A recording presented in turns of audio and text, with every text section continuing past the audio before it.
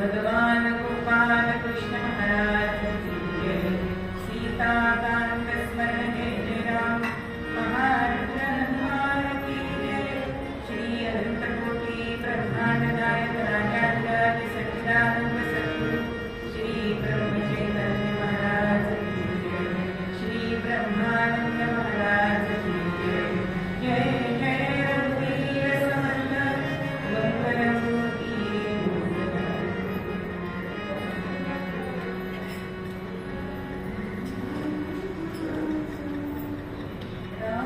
कृष्ण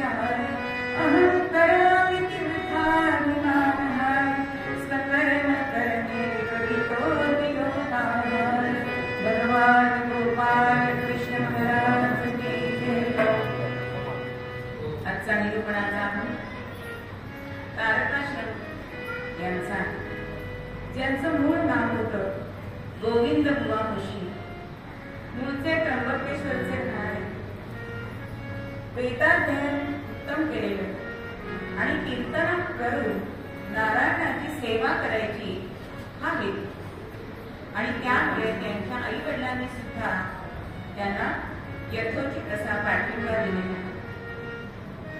त्यांनी जेव्हा संन्यास घेतला तेव्हा त्यांनी तारकाश्रम हे नाव घेतलं.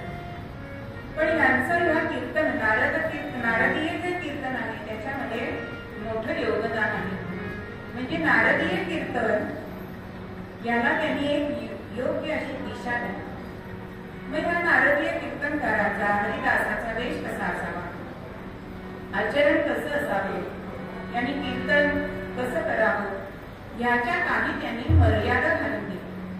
आणि त्यांनी जेवढं ह्या क्षेत्रामध्ये काम केलेलं आहे तेवढं आजपर्यंत कोणीही केलेलं नाही.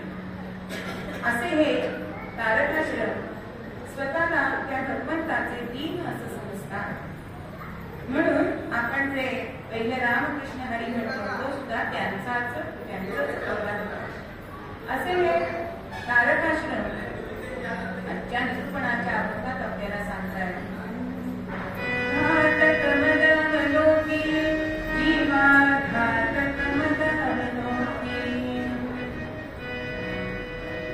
घातक गोष्टी आपल्या जीवनामध्ये बऱ्याच असतात, आपण त्याच्याकडे दुर्लक्ष करतो. म्हणजे आता प्रवासाला हल्ली निघतात, ठिकठिकाणी पाट्या लावलेल्या असतात बघा, की अपघाती वळण किंवा मनाचा ब्रेक, उत्तम ब्रेक, पण कोणी बघत नाही. अहो एवढा हा सुंदर नरजन्म मिळालाय आणि तो अपघातात जाऊन चालेल का? किंवा एखाद्या सिनेमामध्ये सुद्धा जेव्हा मद्यपानाचा प्रसंग दाखवला जातो, धूम्रपानाचा प्रसंग दाखवला जातो, त्यावेळी खाली नोट येते की नाही की हे शरीरास हानिकारक आहे, घातक आहे, पण आज ती दुकानं चालू आहेत की नाही? म्हणजे कळत असून सुद्धा लोक त्या गोष्टींचा वापर केला जातो, पण त्या आपल्या जीवनासाठी घातक आहेत. मग अशा त्या घातक गोष्टी आपण वापरायच्या का? आपण नाही वापरायच्या. पण तारकाश्रमाच्या अभंगात आपल्याला घातक गोष्ट कुठली सांगतायत? तर घातक मद अवलोकी. हा मद म्हणजे अहंकार जो आहे तो खरा म्हणजे घातक सांगितलेला. लगेच त्याची उदाहरणं पुढच्या चरणामध्ये दिली की धनबल गर्वे दशवदनाधिक झाले नष्ट लोकी. आता रावण हा वेदशास्त्र संपन्न असा ब्राह्मण होता, संगीताचार्य होता, पराक्रमी होता, पण गर्वानी आणि धनानी माया केली, त्याचा तो नाश झाला. म्हणजे आजही आपण रावणाचं दहन गजऱ्याला करतो. मग असा जर मद धरला, म्हणून हे तारकाश्रम उदाहरण देत आहे की धनबल गर्वे दशवदनाधिक झाले नष्ट. पण रावणाचाच भाऊ विभीषण त्याने अहंकार धरला का हो? उलट रामरायाला शरण केल्यामुळे त्याला चिरंजीव पद मिळालं. त्याच्या पुढच्या चरणामध्ये आपल्याला तारकाश्रम सांगताय की मी गायक मी बलवंत, मी गायक मी पंडित. प्रत्येक माणसाला अहंकार असतो. मी गायक आहे, मी पंडित आहे, मी ज्ञानी आहे. अहो तिथे तिथे मी येत असतो. मग ह्याचे एक उदाहरण सांगायचं म्हणजे की बादशाहच्या दरबारामध्ये तानसेन नावाचे उत्कृष्ट असे गवई गायक.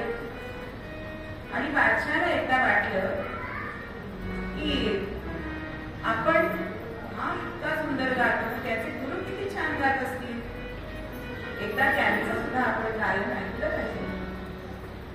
त्यांनी तानसेनला विचारलं की मला तुझ्या गुरूंचं गायन ऐकायचं. तानसेन म्हणतो ऐकूया, पण ते कुठे नक्की असतील, मला त्यांचा शोध घ्यायला पाहिजे. आणि मग एक दिवस शोध घेऊन राजा साध्या देशामध्ये बिरबलाबरोबर त्यांचं गायन ऐकण्यासाठी गेला. बिरबलाने तानसेनांनी सांगितलं होतं की ते तुम्ही म्हणा तेव्हा गातील असं नाही, तुमचं भाग्य असेल तर तुम्हाला ते ऐकायला मिळेल. राजा म्हणतो ठीक आहे बादशाह. आणि झालं.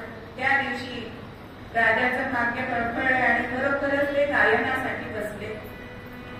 राजाचे कान तृप्त झाले.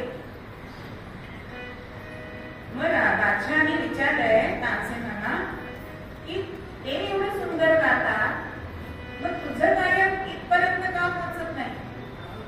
तेव्हा ते तानसेनांनी उत्तर दिले ना ते महत्वाचं आहे.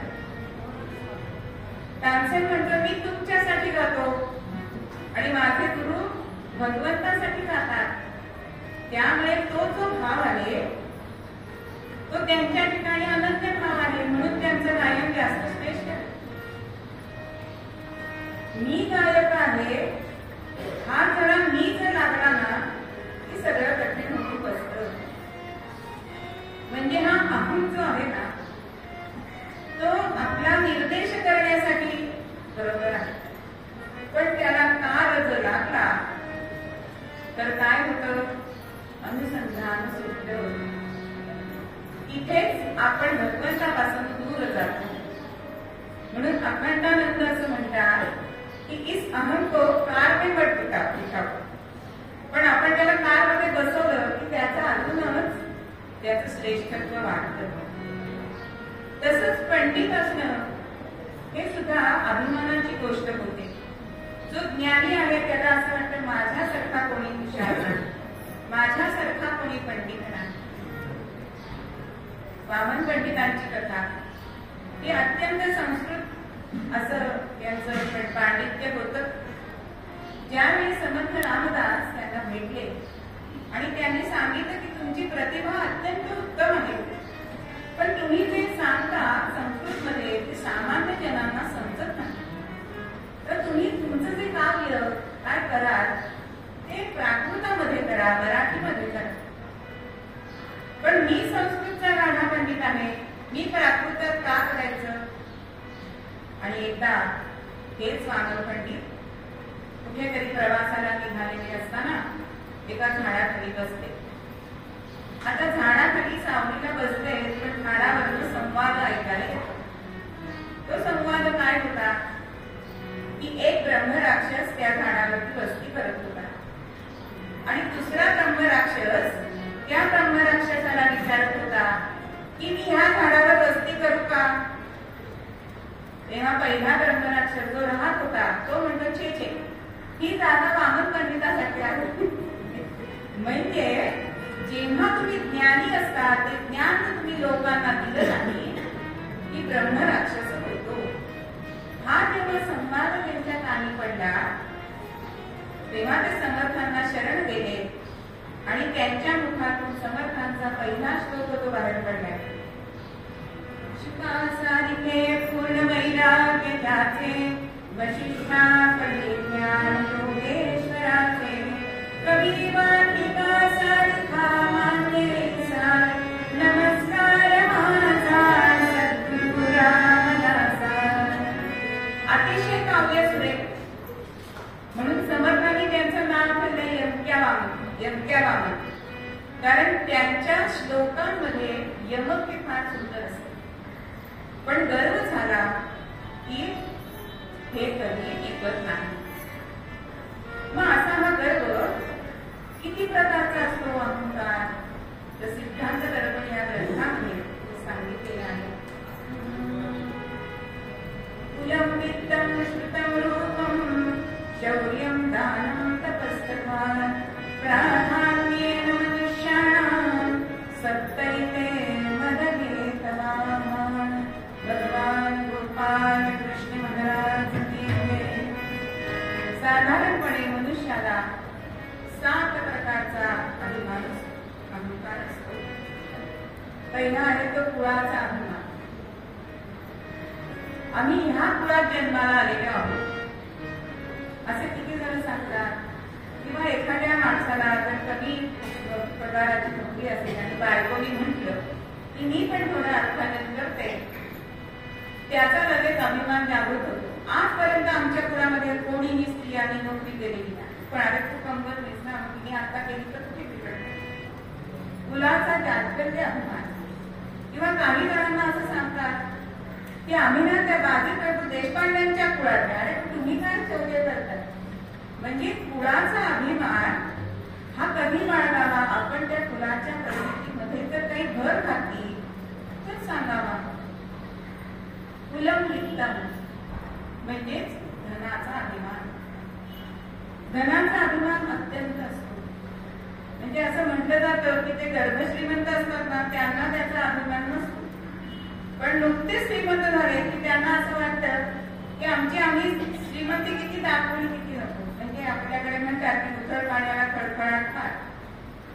अगदी आपल्याला घरात सुद्धा दिसतं की नाही की वडिलांचा पगार हा पूर्वीच्या काळी कमी होता. मुलांना नोकरी लागली की आपण 1,00,000 लाख पगार आहे. IT मध्ये म्हणायचं पण ITत जगता खरी प्रजा. पण वडिलांनी कमवलेली जी काही गोष्टी असतात की हे जुनं झालंय टाकून देऊ, हे जे आपल्याला घरामध्ये दिसतं ते बरोबर नाही ना. म्हणजे आपल्या घराचा अभिमान आपल्याला असला कामा नाही. आपल्याकडे जी संपत्ती आहे ती लोकांना आपण गर्वाने सांगायचं नाहीये. दोघी मैत्रिणी असतात आणि एक श्रीमंत असते, गरीब असते. पण मैत्री कधी होते? जर विचार सारखे असते ती मैत्री होते.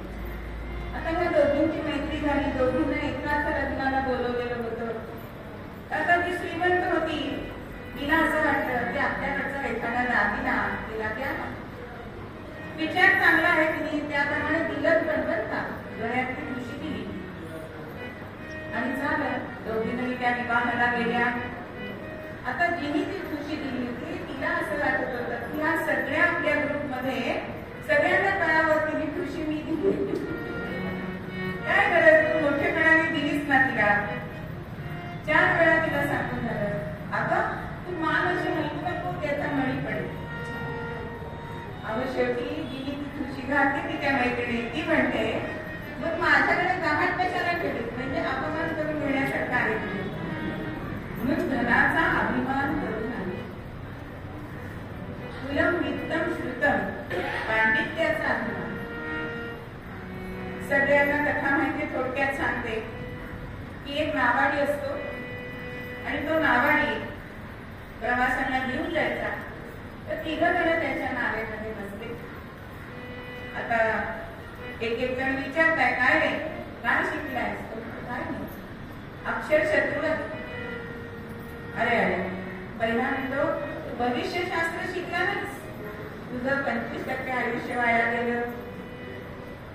आता दुसरा म्हणतोय, ज्यांनी रसायनशास्त्राचा अभ्यास केलेला, तो म्हणतोय तू रसायनशास्त्र सुद्धा शिकला नाहीस. अरे अरे, तुझं अजून 25% म्हणजे 50% आयुष्य वाया गेलं. पुढचाही असंच म्हणाला, तुझं 75% आयुष्य वाया गेलं, तू काही शिकला नाहीस. होता होता नौका बंध्यावर आली आणि एका खडकाला लागली आणि भोक पडलाय. आता नावाडी म्हणतो, तुम्हाला पोहायला तुम्ही शिकलात का? एकालाही पोहता येत नव्हतं. आता तो नावाडी म्हणतोय, तुमचं सगळंच आयुष्य वाया गेलं, कारण तुम्ही आता कुठून करणार. म्हणजे आपल्या ज्ञानाचा आपल्याला अहंकार असतात. आपण बघितलंय की विद्या विनयेन शोभते. कुलम वित्तम श्रुतम रूपम, रूपाचा अभिमान असतो. म्हणून आज दल्लोवरली ब्युटी पार्लर निघाले तुम्ही, म्हणजे तिथे मार्केट जाते, तिथेच ती कामांच्या शेजारच्या खुर्चीत बसलेली आपल्याला हल्ली आढळते. पण रूपाचा अभिमान धरायचा का? कारण हे रूप ते कायमस्वरूपी राहणार आहे का? ते राहत नाही. म्हणून रूपाचा अभिमान धरत नाही. एक आजीबाई एका दुकानामध्ये आरसा ठेवला गेल्या. आता आरसे चांगले दाखव, आरसे चांगले दाखव, तो मनुष्य आपला दाखवतोय, हा पटला नाही, तो दाखवा, तो दाखवा.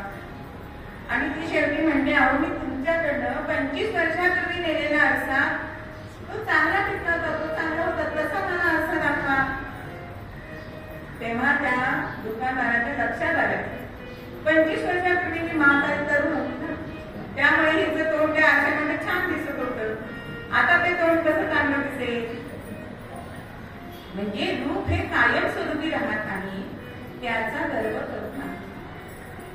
कुलम वित्तम श्रुतम रूपम शौर्यम, शौर्याचा अभिमान अर्जुनाला झाला.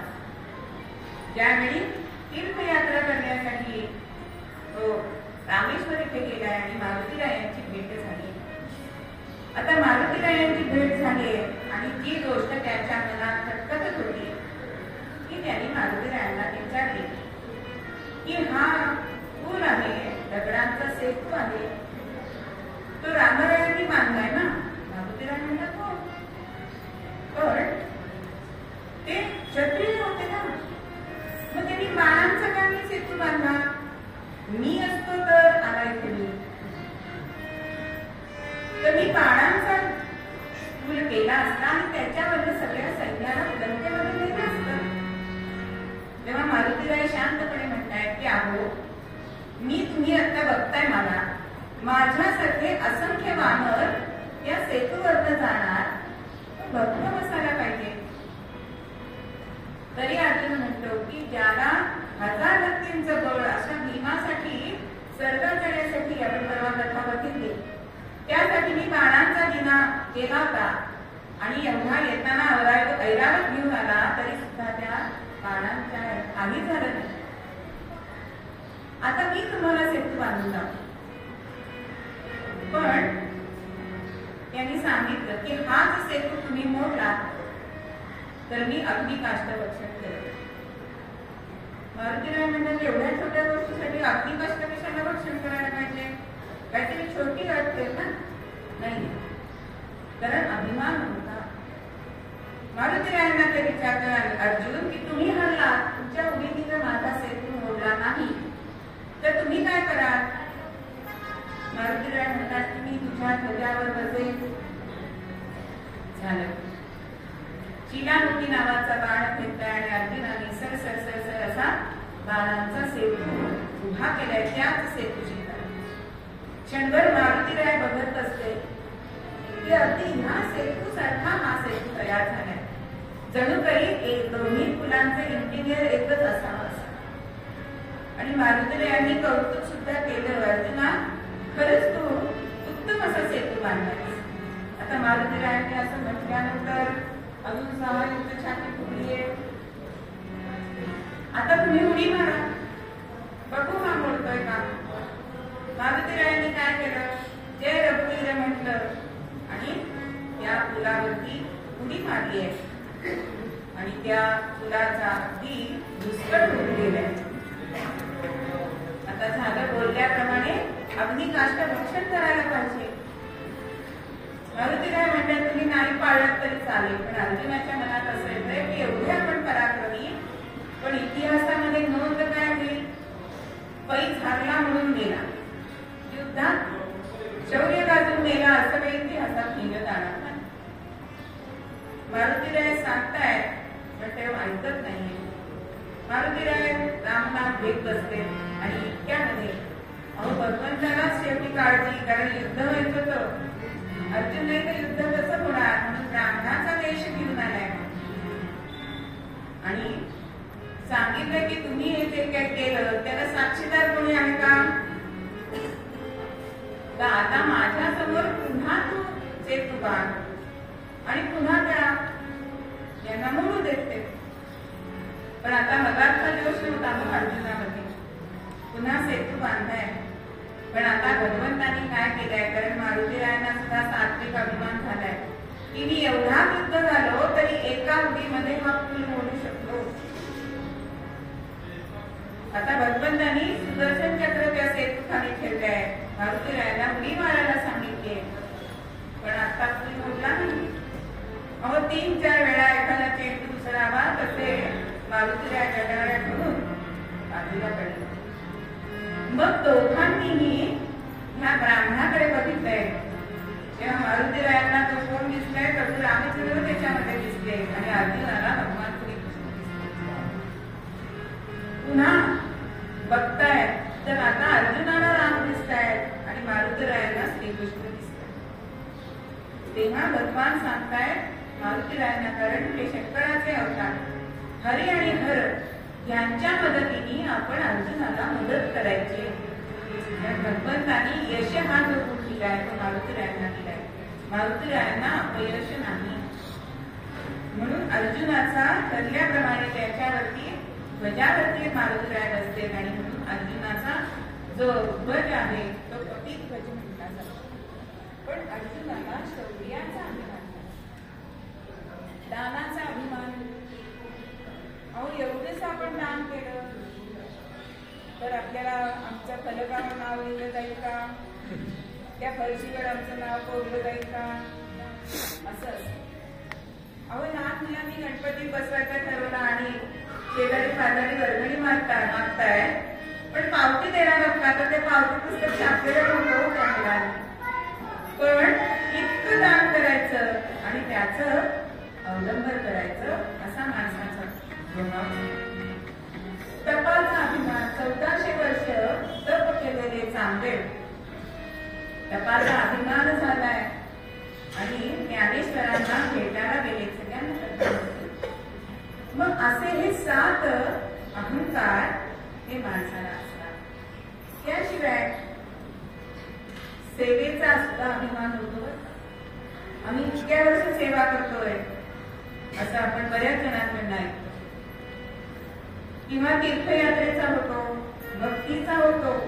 नामदेवांना झाला का किती भक्तीचा अभिमान की माझ्याशी भगवंत बोलतो, मग माझे गुरूंची अडगड कशाला असं नामदेव म्हणतात. तेव्हा भगवंतांनी सांगितलं की गुरु केल्याशिवाय मी माझं तत्व काय हे तुला कळणार.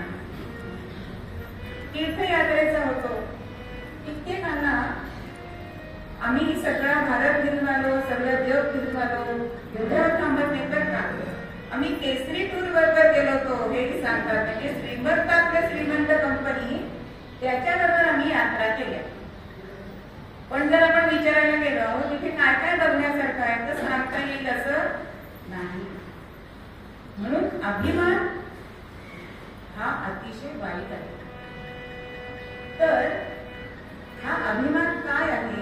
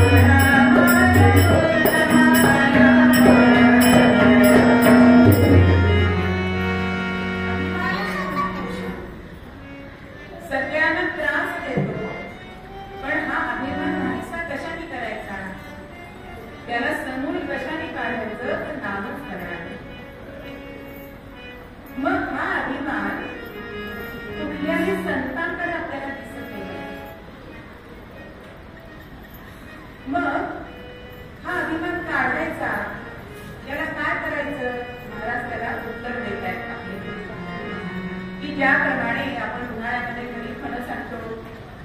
आणि त्या फणस चिरताना आपल्या हाताला चीक लागू नये म्हणून तेल लावतो, तूप लावतो, म्हणून आपल्याला सहजपणे ते गरे काढता येतात.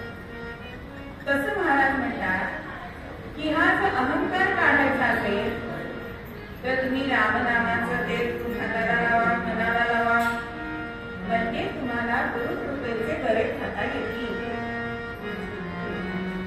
पण सगळे मनुष्य अहंकारामध्ये डुबून गेलेले असतात. प्रत्येक ठिकाणी मी आपण करत असतो. एक गृहस्थ होते आणि मुलीचं लग्न ठरलंय.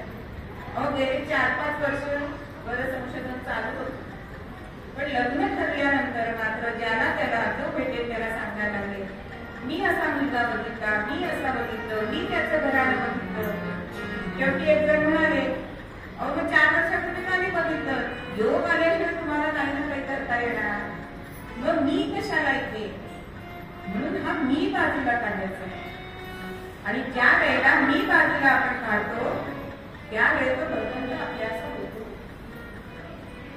असा हा मी. म्हणून सगळ्या संतांची होती की नाही मनोवृत्ती, मनोधारणा काय होती की सगळं तूच करतोय. लहानपणी आपल्याकडे आता सगळ्यांकडे प्रत्येकाला पलंग असतात, पण पूर्वीच्या काळी रात्री गाद्या घालणं हे काम असायचं. आणि गाद्या घातल्या की घरातली लहान मुलं त्याच्यावरती लोळणार करणार, दोघांच्या उड्या मारणार. मामा दांडेकर नेहमी एक उदाहरण सांगत असतो की त्या गादीवरती त्या घरातला बाप स्वतः घोडा होतो आणि त्या मुलाला मांडीवरनं फिरवतो, घोडा करतो. पण ही इच्छा कोणाची आहे? मुलाची आहे का बापाची आहे? दिवसभराचा श्रम जावा म्हणून तो घोडा होतो त्या मुलासाठी. मग तसंच भगवंताची इच्छा जी असेल ना तेच आपल्या आयुष्यामध्ये घडतं. आपण त्याला सांगत नाही, जसं मूळ बापाला सांगत नाही घोडा कर, तसंच भगवंताला आपण नाही सांगू शकत. तो जे काही करेल ते आपल्या हिताचं आहे हे जर आपण ठरवलं तर आपल्या मनामध्ये अहंकार येत नाही. म्हणून नामदेव महाराज म्हणतात की अहंकाराचा वारा लागो राजसा, असं ते म्हणतात सगळे संत. ते तेवढ्यासाठी हेरिले आनंद तैसे चिरामाले चिकी असू द्यावे समान. मग ही आपली मनोवृत्ती कधी होणार? जेव्हा आपण मी बाजूला काढतो तेव्हा. पण हा मी कसा चिकटलेला असतो? सगळ्या भगिनींना उदाहरण देते की लिंग डबी आपल्या घरात होती, लिंग आपण आणत असतो. त्या लिंग डबीला आपण गरम पाण्याने धुतलं, रीन लावला, काही लावलं तरी त्याचा वास जातो का हो? उलट त्याच्यात जे आपण घेतो त्यालाच तर लिंगाचा वास येतो. तसा हा मीपणा तो आपल्या मनातून जात नाही. म्हणून एका देवळामध्ये मी जेव्हा गेले होते तिथे चपला काढायच्या ठिकाणी एक पाठी लिहिलेली होती की चपलांबरोबर अहंकार सुद्धा इथे काढून ठेवा. म्हणजे अहंकाराची जागा कुठे आहे? चपलांच्या इथे. पण आपण आपल्या मनामध्ये दर्शन घ्यायला येतो, पण आपलं चित्त कुठे असतं? चपला जाणार नाही, छत्री जाणार नाही ना. मग आपण देवापाशी कसं आपलं अनुसंधान केलं? हेच मर्म कळत नाही.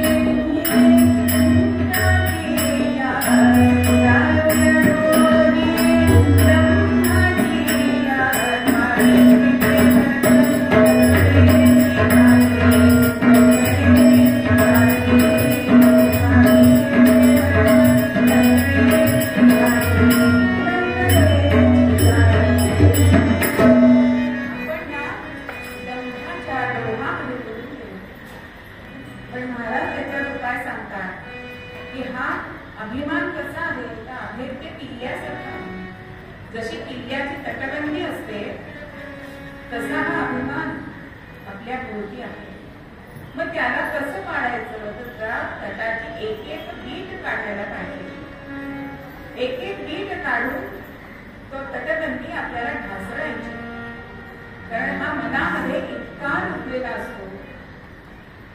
म्हणजे जसे शेतात शेतकरी शेतामध्ये धान्य जेव्हा टाकतात, थोडस धान्य वर आलं की तण काढून टाकतात की नाही, नाहीतर ते खत पाणी घातलं त्याने तण जास्त माजतात. म्हणून जसे तण काढावे लागतात तसे या मनामध्ये नामरूपी जर आपल्याला पीक पेरायचं असेल तर आपल्याला हे अभिमानाचे तण बाजूला करावे लागतात. एकदा काढून पुरत नाही, ते वारंवार काढावे लागतात. आणि तरच हा अभिमान थोडाफार आपण बाजूला काढू शकतो. असा हा अभिमान इतका घातक सांगितलाय. अहो देवानिक सुद्धा त्यातनं सुटलेत का? नाही सुटले. दत्तजन्म कशाचा आहे? देव स्त्रियांना अभिमान झाला पातिव्रत्याचा म्हणून दत्तजन्म.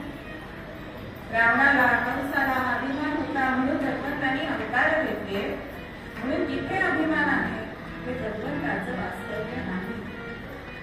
म्हणून तारकाश्रम आपल्या अभंगामध्ये आपल्याला मूळ पदामध्ये हेच सांगताय की हा अभिमान जो आहे, जो मद आहे, तो अत्यंत घातक आहे. त्याला तुम्ही आपल्या जवळपास सुद्धा बिलकुल देऊ नका.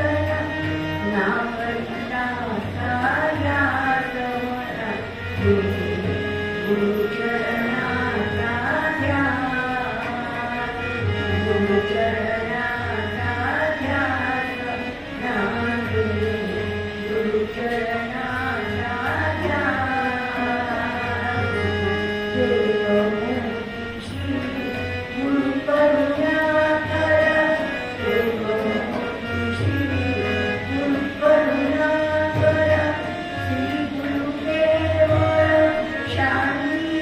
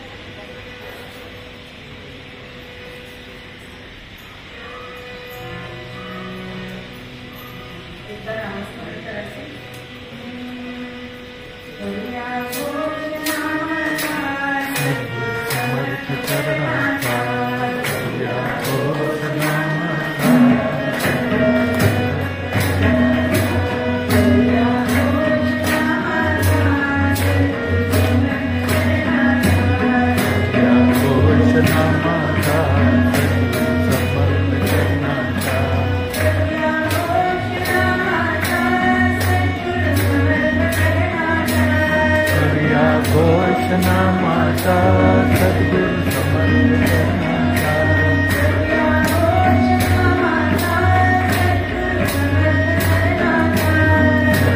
घोष नामाचा सद्गुरु समर्थ चरणाचा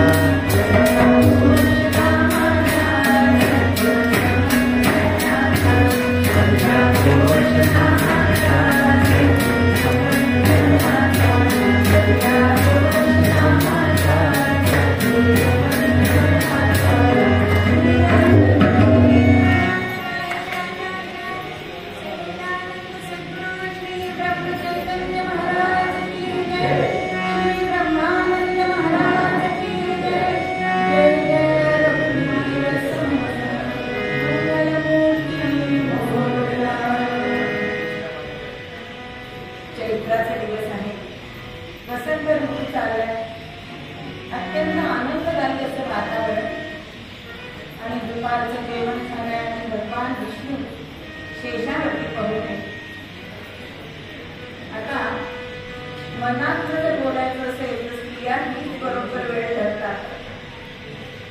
5 एकाचं निमित्त करून लक्ष्मी पायाशी बसते, नादसंमान करते. ऐकलं का? आता झोपेची पेन आले विष्णूंना. अगं जरा नंतर बोलू. अगो मला नंतर काम आहे. आत्ताच तुम्ही माझं ऐकलं पाहिजे.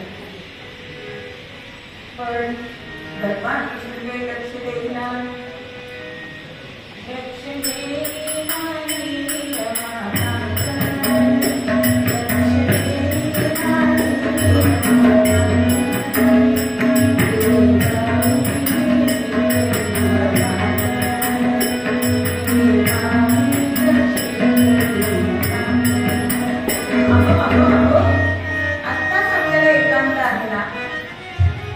जरा ऐकून घ्या मी काय म्हणते. मी सांगते अहो सत्य लोकांमध्ये सरस्वतीताईंकडे हळदीकुंकू झालं, सचिदेवींकडे हळदीकुंकू झालं, रोहिणीताईंकडे हळदीकुंकू झालं. आता भगवान म्हणतात ठीक आहे पंजाबी थांबणार नाही. आता आपल्याला बोलल्याशिवाय ती गरजेचं नाही. आता तुला नक्की काय म्हणायचंय? तेच तर मला फक्त सांगते तुम्हाला. पण तुमचं कसं आहे, एखाद्या भक्ताने बोलवलं ना तो संकल्प करतात की धावून जातात. माझ्या मेघीचं भाग्यच चांगलं नाही. अगं हो भगवान विष्णू बसले, काय काम करायचं सांग. अहो मी सुद्धा 2 दिवसांनी शुक्रवारी अष्टमी येते आणि मी हळदी कुंकू करायचं ठरवलंय. पण तुम्ही हो म्हणाला की माझ्या कामाला जरा गती येईल आणि तुमची मला थोडी मदत हवी. बरं काय करू तुला मदत? अहो यादी करा. निमंत्रण कोणाकोणाकडे करायचं यादी करा म्हणजे मला त्याप्रमाणे सगळी व्यवस्था बघायला. आणि भगवान विष्णू कागद पेन घेत आहेत. श्री गणेशाय नमः लिहिलंय आणि पहिलं नाव लिहिलंय पार्वती मातेचं. पार्वतीचं नाव बघितलंय मात्र संताप झाला. ती म्हणते सदनाने सदनाना सदनाने सदनाना सन्मानाने सदाने सदनात लंकेची पार्वती लंकान तोच हो तुला भवनात.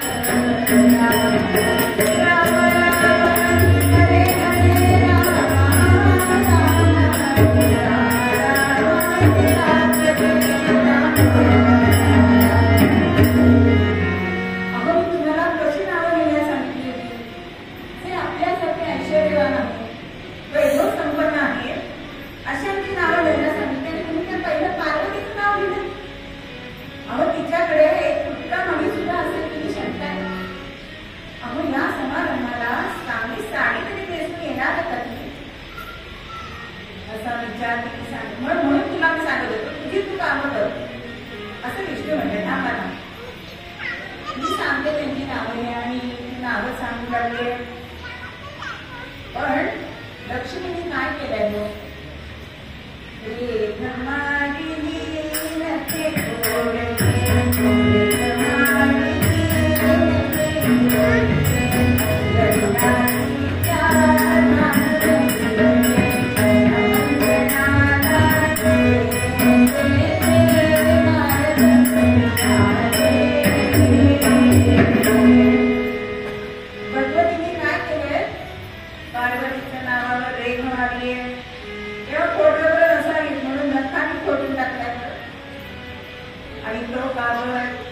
नारद मुनींच्या दृष्टीचं पडलाय. नारद मुनी म्हणताय तिला आपल्या वैभवाचा गर्व झालाय आणि गर्व हा घातक आहे. आता तिला काहीतरी चांगला धडा शिकवायला पाहिजे. आणि जी लक्ष्मी मातेने यादी केली ती, पण नारद मुनींनी काय केलं हो? त्यांनी केलं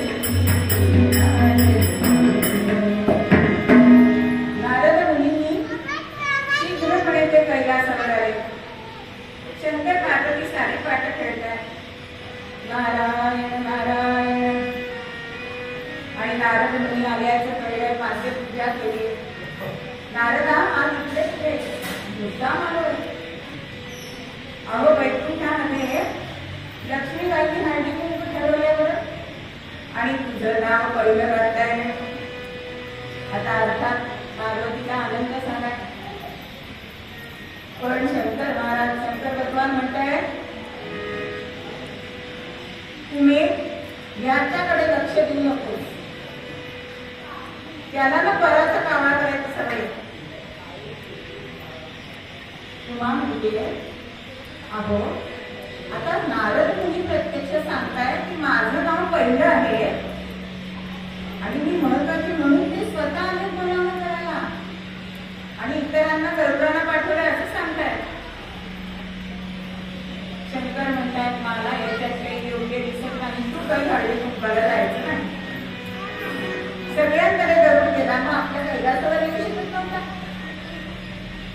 पण असं आहे ब्राह्मणांना बोलतो, स्त्रियांना हळदी कुंकू, कीर्तनकारांना कीर्तन, गायकांना गायक, याचं वेळ असतं की नाही ते चुकवावं असं वाटत नाही. तसंच पार्वतीचं झालं. ती म्हणते अहो का निघायचं, आता मी जर गेले नाही तर मला सगळ्या विचारतील का नाही आलीस, तुम्ही काय सांगणार हे नाही म्हणाल म्हणून तू काहीही उत्तर दे पण तू जाऊ नकोस. तुला अनुभव आहे ना, रामाची परीक्षा घ्यायला गेलीस बसून आलीस, दक्षिणाच्या यज्ञामध्ये गेलीस तिथे यज्ञामध्ये उडी मारली म्हणजे मला तुझा विरह सहन करावा लागतो, त्याच्यापेक्षा तू जाऊच नकोस ना. पण शेवटी स्त्री हट्ट आहे. स्त्री हट्ट इतका रुक्मिणी केलाय की शेवटी जा पाहिजे असं सांगितलंय. आणि तिकडे लक्ष्मीने मात्र गरुडाला काय सांगितलंय, लक्ष्मी दत्तासी सकलांना दे आमंत्रणासी, हरी पार्वतीसी गाऊन देण्या आमंत्रणा.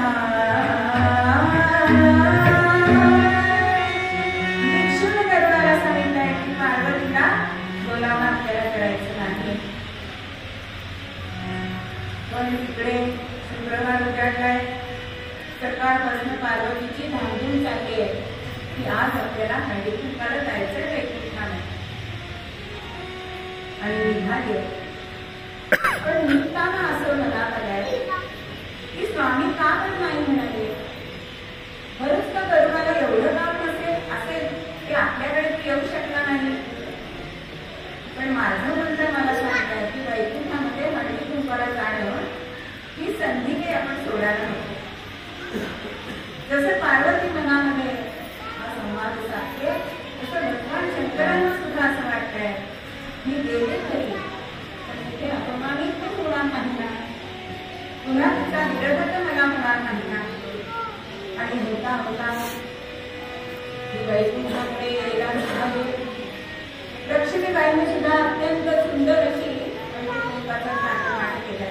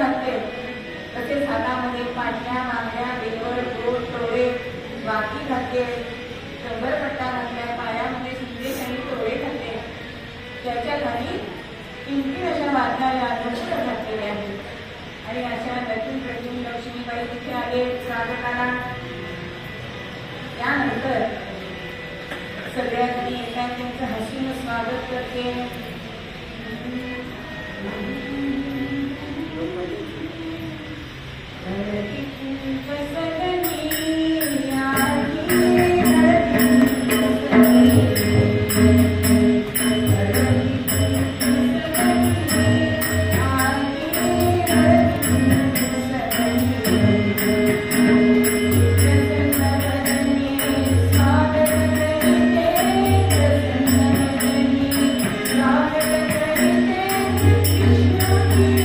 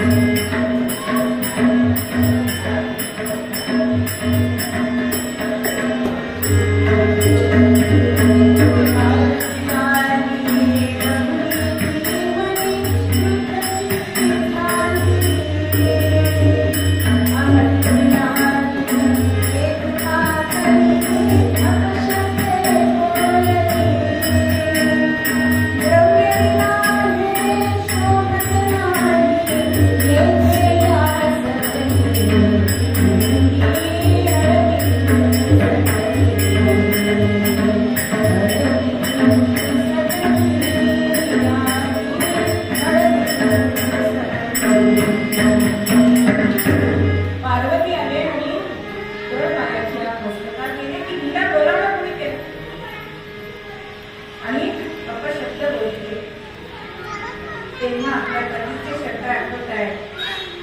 मला मध्ये आठवत आहे की जाऊ नको असं आपल्या पत्नीने सांगितलं होतं, तरी सुद्धा आणि आपण मान पावलो.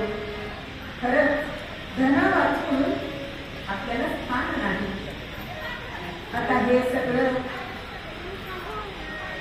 तुझी सून म्हणजे सरस्वती बनते आणि सरस्वतीने काय केलं तर पटकन उठले, मोरावर बसले आणि कैलास पर्वत गेले. कैलास पर्वतावर गेले आणि सांगितलंय की तिथे सतीचा अपमान होतो. पण सून सांगते म्हणून शंकर शांतपणे ऐकून गेले, पत्नीचं ऐकून घेत नाही. सरस्वती सांगते की तुम्ही क्रोधायमान न होता याच्यावर काहीतरी उपाय सांगा का, की जेणेकरून पार्वती मातेचा अपमान होणार नाही. तिला संपत्ती नाही म्हणून विनवलं जात आहे आणि हे मला बघायला ठेवा. आणि हा सगळा वृत्तांत शंकर भगवान ऐकताय आणि आपल्या जटेतला एक केस सरस्वती जवळ देत आहे आणि सांगताय की ह्या केसाची तुला करा म्हणजे पार्वतीचं महत्व कळेल. आता सरस्वती हा केस घेऊन गेले जटेतला, लक्ष्मी मातेला सांगितलंय आणि तिथे तुला करण्यात आले. ज्या एका पार्टीमध्ये भगवान शंकरांच्या जटेतला केस घातला होता, तेवढं भारंभार सोडून घातलं तरी तो केस शेवटी त्याचं पारडं जोड झालं. आणि तेव्हा लक्ष्मीला कळलं की आपण आपल्या वैभवाचा नामक अहंकार केला. ती पार्वती मातेला शरण आली आहे आणि तिला सांगते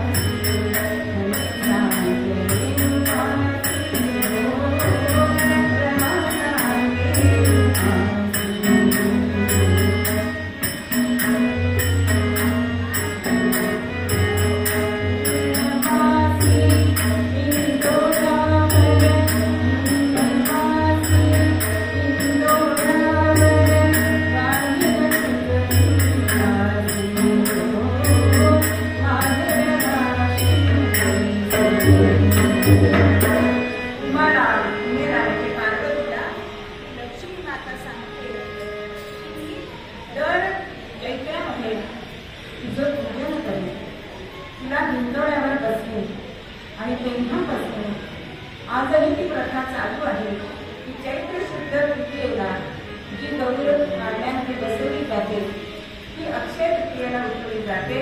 त्याचा उत्सव हा महिनाभर केला जातो. आजही घरोघरी चैत्रातल्या हळदी का करतात तर रमेनी हा पार्वतीला शब्द दिलाय की तुझी मी महिनाभर पूजा करेन का, मला माझ्या वैभवाचा हा अहंकार झाला आणि तो घातक आहे म्हणून मी तुझी महिनाभर पूजा करेन. आजही ती प्रथा चालू आहे आणि तिने जसं वैभवासाठी केलं तसं आजही घरोघरी सर्वांचे पाय धुतले जातात, हरभऱ्याची रोटी बनली जाते, पण डाळ केलं जातं. आज आपल्या इकडे सुद्धा खूप मोठं हळदी कुंकू केलं जातं चैत्राचं.